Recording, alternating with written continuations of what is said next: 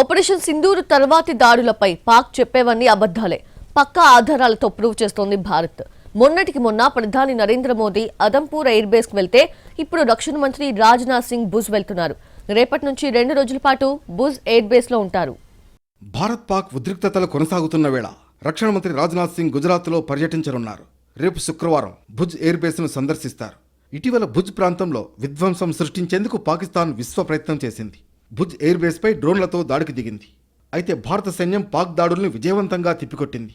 Bhuj air base పై డ్రోన్ల దాడి విఫలం తర్వాత అక్కడ గట్టి భద్రతను ఏర్పాటు చేశారు. ఈ పర్యటనలో రాజ్నాథ్ సింగ్ భారత సాయుధ దళాల కార్యాచరణ, భద్రతా చర్యలను పరిశీలించనున్నారు. ఇండియన్ ఎయిర్ ఫోర్స్లో రుద్రమాత వైమానిక దళ స్టేషన్ భుజ్లో అత్యంత కీలకమైనది. ఈ స్టేషన్ సివిలియన్ భుజ్ ఎయిర్పోర్ట్తో రన్వేను వాయుసేన పంచుకుంటోంది. రక్షణ, నిఘా వ్యవస్థకు భుజ్ ఎయిర్ బేస్ కీలక స్థావరం. ఇది సౌత్ వెస్టర్న్ ఎయిర్ కమాండ్తో కలిసి పనిచేస్తుంది. ఇప్పటికే ప్రధాని నరేంద్ర మోడీ ఆదంపూర్ ఎయిర్ బేస్ను సందర్శించారు. ఎయిర్ ఫోర్స్ అధికారులు ఆపరేషన్ సింధూర్లో పాల్గొన్న జవాన్లను కలుసుకున్నారు. జవాన్ల ధైర్య సాహసాలను ప్రశంసిస్తూ వారిలో మరింత ఉత్సాహాన్ని నింపారు.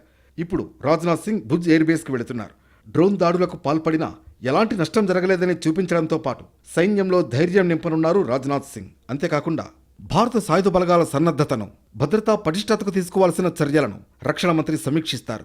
భుజ్తో పాటు మరికొన్ని ప్రాంతాల్లో రాజ్నాథ్ సింగ్ పర్యటించే అవకాశం ఉంది.